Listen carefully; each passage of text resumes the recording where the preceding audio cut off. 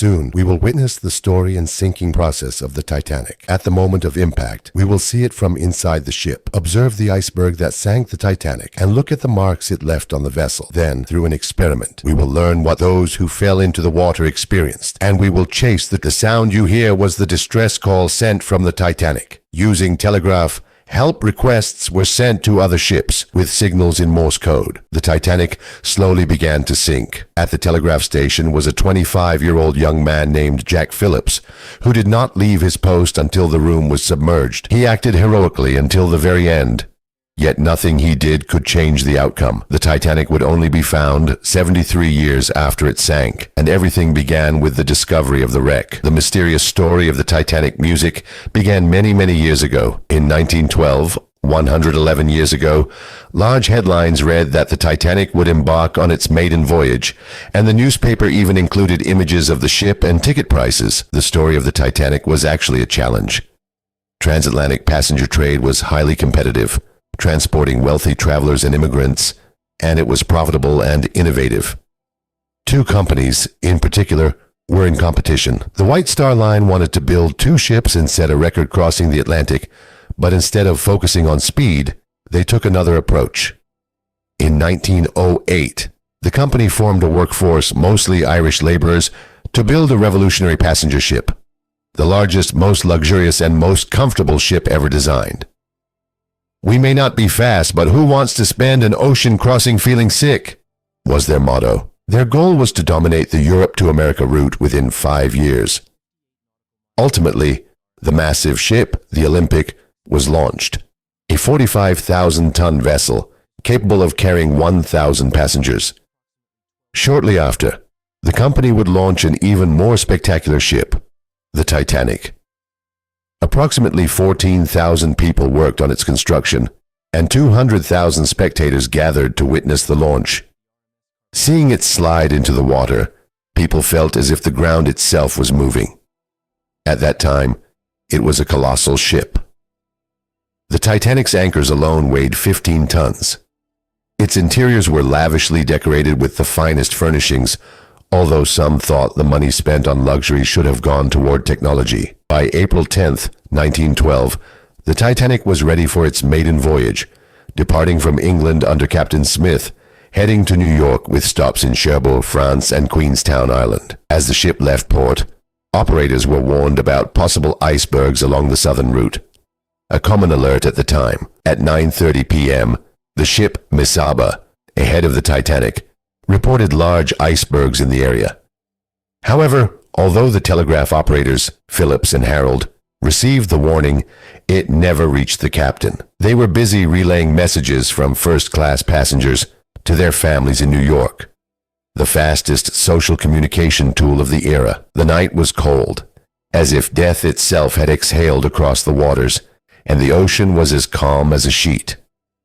The Titanic had lookout posts known as the Crow's Nest, where 2 lookouts alternated every 2 hours. Around midnight, the lookout spotted something in the ship's path, a dark, unclear object that was indeed an iceberg. Friedrich rang the ship's bell 3 times and phoned the bridge. First Officer Murdoch ordered the helm to be turned. Although the ship was traveling only 40 kilometers per hour, it was impossible to stop such a massive vessel quickly. Just 37 seconds later, at 11:40 p.m., the Titanic struck the iceberg on its starboard side. The iceberg sliced through the hull like a razor, bending the keel and flooding 5 compartments as rivets underwater gave way. Captain Smith called the ship's designer Thomas Andrews for a damage report. Andrews went below to inspect and realized the terrible truth. 5 compartments were flooding at 400 tons per minute. The ship was doomed, and the only thing left was to evacuate. The captain ordered women and children to the lifeboats, and panic spread among the passengers. Distress signals were sent via Morse code, but telegraph operators were too busy relaying messages for wealthy passengers to properly respond. Other ships sent warnings, such as the California, which had to alter course due to ice, but their operators ignored them. By the time help arrived, it was already too late. By 2:20 a.m., the Titanic had completely submerged.